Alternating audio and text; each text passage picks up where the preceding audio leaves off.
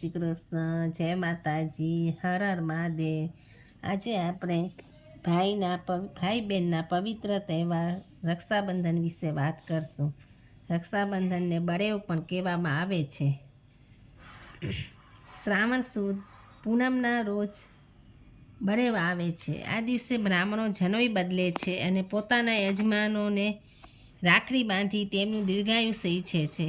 આ દિવસે બેન પોતાના ભાઈને રાખડી બાંધે છે અને તેનું કલ્યાણ ઈચ્છે છે। તેના બદલામાં ભાઈ તેને યથાશક્તિ ભેટ આપે છે।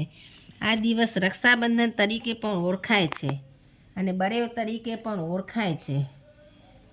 પહેલાંના વખતમાં યુદ્ધમાં જતા પતિ કે પુત્રને માતા કે બેન રાખડી બાંધી તેમના વિજય માટે પ્રભુને પ્રાર્થના કરતા હતા, તેમનું ક્ષેમ કુશળ ઈચ્છતા હતા।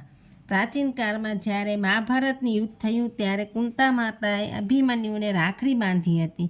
એ રાખડી જ્યાં સુધી અભિમન્યુના કાંડા પર સુરક્ષિત હતી ત્યાં સુધી તે યુદ્ધમાં વિજય મેળવતો રહ્યો।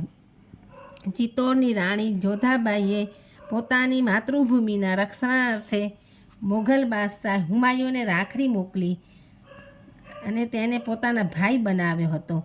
આમ રાખડીનો મહિમા પરંપરાથી ચાલ્યો આવે છે। આ દિવસે બ્રાહ્મણો સવારે વહેલા ઉઠીને નદીએ જઈ સ્નાન કરે છે। ત્યારબાદ પહેરી રાખેલી જૂની જનોઈ ઝાડમાં પધરાવી નવી જનોઈ પૂજા વિધિ કરીને પહેરે છે।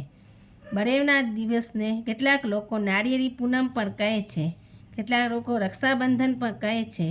સાગર ખેડૂઓ આ દિવસે સાગરમાં શ્રીફળ હોમી સાગર દેવનું પૂજન કરે છે। એ પછી જ તેઓ વાણે ચડે છે। આમ આ દિવસ બ્રાહ્મણો, ભાઈ બહેનો તથા સાગર ખેડૂઓ માટે ખૂબ જ આનંદ ઉલ્લાસમાં પસાર થાય છે। આ હતી રક્ષાબંધનની વ્રત કથા।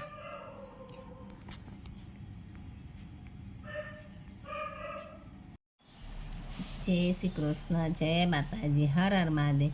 તમને એવી જ કથા, વાર્તાઓ, ધાર્મિક કાંઈ પણ સાંભળવું હોય તો મારી ચેનલને લાઈક કરો, શેર કરો, સબસ્ક્રાઈબ કરો અને આગળ નવી નવી કંઈ કથાઓ કે સાંભળવી હોય તો કમેન્ટ કરો।